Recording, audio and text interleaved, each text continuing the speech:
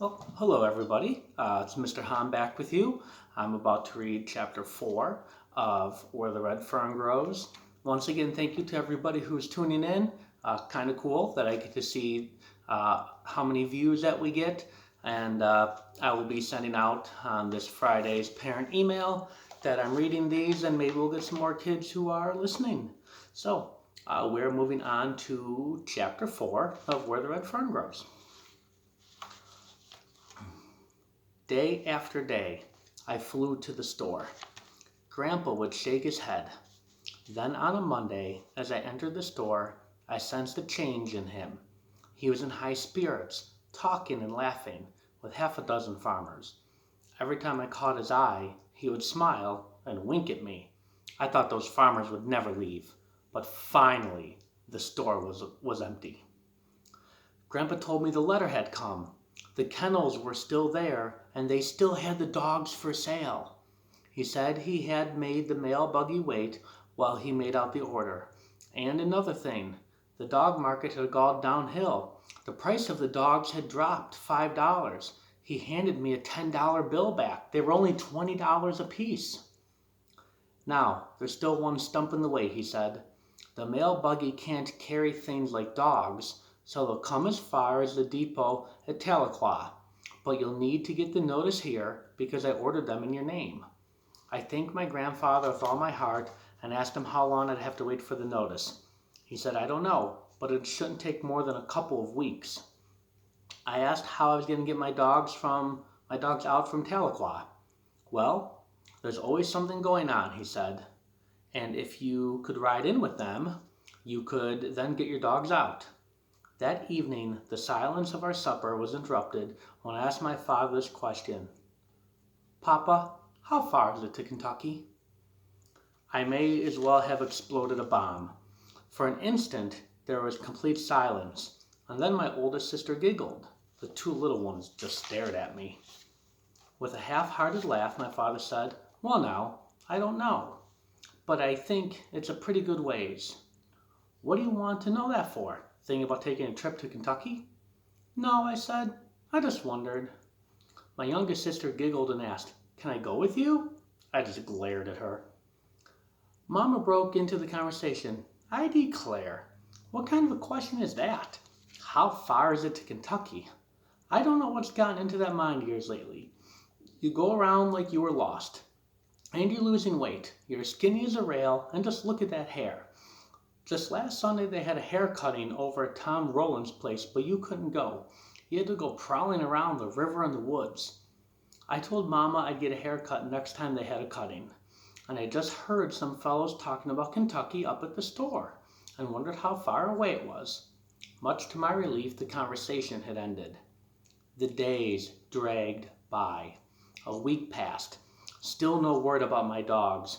Terrible thoughts ran through my mind. Maybe my dogs were lost. Maybe the train had a wreck. Maybe somebody stole my money. Maybe the mailman lost my order. Then at the end of the second week, the notice came. My grandfather told me he had talked to Jim Hodges that day. He was going into town in about a week, and I could ride in with him and pick up my dogs. Again, I thanked my grandfather. I started for home. Walking along in deep thought, I decided it was time to tell my father the whole story. I fully intended to tell him that evening. I tried several times, but somehow I couldn't. I wasn't scared of him. He was always kind and gentle, but for some reason, I don't know why, I just couldn't tell him. That night, snuggled deep in the soft folds of a feather bed, I lay thinking. I'd waited so long for my dogs, and I so desperately wanted to see them and hold them. I didn't want to wait a whole week. In a flash, I made up my mind. Very quietly, I got up and put on my clothes. I sneaked into the kitchen and got one of Mama's precious flour sacks. In it, I put 6 eggs, some leftover cornbread, a little salt, and a few matches. Next, I went to the smokehouse and cut off a piece of salt pork. I stopped at the barn and picked up a gunny sack. I put the flour sack inside the gunny sack. This I rolled up and crammed lengthwise in the bib of my overalls. I was on my way. I was going to go get my dogs. Tahlequah was a small country town with a population of about 800. By the road, it was 32 miles away. but as a crow flies, it was only 20 miles. I went as a crow flies, straight through the hills. Although I'd never been to town in my life, I knew what direction to take. Tahlequah and the railroad lay on the other side of the river from our place. I had the Frisco Railroad on my mind, on my right, and the Illinois River on my left. Not far from where the railroad crossed the river lay the town of Tahlequah. I knew if I bore to the right, I would find the railroad. If I went to the left, I had the river to guide me. Sometime that night, I crossed the river on a riffle between the Dripping Springs country. Coming out of the river bottoms, I skated up a long hogback ridge and broke out on top in the flats. In a mile-eating trot, I moved along. I had the wind of the deer, the muscles of a country boy, and a heart full of dog love, and a strong determination. I wasn't scared of the darkness or the mountains. I was raised in those mountains. On and on, mile after mile, I moved along. I saw faint gray streaks appear in the east, and I knew daylight was close. My bare feet were getting sore from the flint rocks and sawbriars. I stopped beside a mountain stream, soaked my feet in cool water, rested for a spell, and then started on. After leaving the mountain stream, my pace was much slower. The muscles of my legs were getting stiff. Feeling the pains of hunger gnawing at my stomach, I decided I would stop and eat at the next stream I found. Then I remembered I'd forgotten to include a can in which to boil my eggs. I stopped and built a small fire. Cutting off a nice thick slab of salt pork, I roasted it, and with a piece of cold cornbread, I made a sandwich. Putting out the fire, I was on my way again. As I trotted along, I felt much better. I came into Tahlequah from the northeast. At the outskirts of town, I hid my flour sack and provisions. Keeping the gunny sack, I walked into town. I was scared of Tahlequah and the people. I'd never seen such a big town and so many people. There was store after store. Some of them were even 2 stories tall. The wagon yard had wagons on top of wagons, teams, buggies, and horses. 2 young ladies about my age stopped, stared at me, then giggled. My blood boiled, but I understood. After all, I had 3 sisters, and they were giggling all the time, too. I moved on. I saw a big man coming up the street. The bright, shiny star on his vest looked as big as a bucket. I saw the long, black gun at his side, and I froze in my tracks. I heard of sheriffs and marshals before, but I'd never seen one. Stories repeated about them in the mountains told about how fast they were with a gun, how many men they killed. The closer he got, the more frightened I got. I knew it was the end for me. I could just see him aiming his big black gun and shooting me straight between the eyes. It seemed like a miracle that he passed me, hardly glancing at me. Breathing a sigh, I walked on, seeing the wonders of the big world. Passing a large store window, I stopped and stared. There in the window was the most beautiful sight I had ever seen. Everything under the sun. Overalls, jackets, bolts of beautiful cloth, new harnesses, collars, bridles, and then my eyes did pop open. There were several guns, and one of them had 2 barrels. I couldn't believe it. 2 barrels. I had seen several guns before, but never one with 2 barrels. Then I saw something else. The sun was just right, and the plate glass was a perfect mirror, and I saw the full reflection of myself for the first time in my life. I could see that I did look a little odd. My straw-colored hair was long and shaggy, and was bushed out like a corn tassel that had been hit by the wind. I tried to smooth it down with my hands. That helped some, but not much. What was needed was a good combing, and I had no comb. My overalls were patched and faded, but they were clean. My shirt had pulled out. I tucked it back in. I took a look at my bare feet and winced. They were as brown as dead sycamore leaves. The spiderweb pattern of raw red scratches looked odd in the saddle brown skin. I thought, well, I don't have to pick any more blackberries, and the scratches will go away soon. I pumped up one of my arms and thought surely the muscle was going to pop right out through my thin blue shirt. I stuck out my tongue. It was as red as pokeberry juice, and anything that color is supposed to be healthy. After making a few faces at myself, I put my thumbs in my ears and was making mule ears when an old woman came by. She stopped and stared at me. I stared back. As they turned to go on, I heard one of them say something to the other. The words were hard to catch, but I did hear one word, wild. I couldn't help but grinning. They sounded just like Mama. As I turned to leave, my eyes again fell on the overalls and the bolts of cloth. I thought of my mother, my father, and sisters. Here was an opportunity to make amends for leaving home without telling anyone. I entered the store. I bought a pair of overalls for Papa. After telling the storekeeper how big my mother and sisters were, I brought several yards of cloth. I also bought a large sack of candy. Glancing down my bare feet, the storekeeper said, "I have some good shoes." I told him I didn't need any shoes. He asked me if that would be all, and I nodded. He added up the bill. I handed him my $10, and he gave me my change. After wrapping up the bundles, he helped me put them in my sack.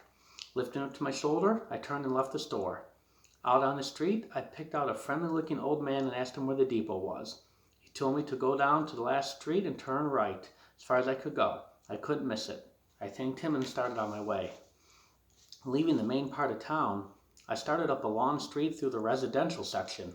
I'd never seen so many beautiful homes, and they were all different colors. The lawns were neat and clean and looked like green carpet. I saw a man pushing some kind of mowing machine. I stopped and watched the whirling blades. He gawked at me, and I hurried on. I heard a lot of shouting and laughing ahead of me.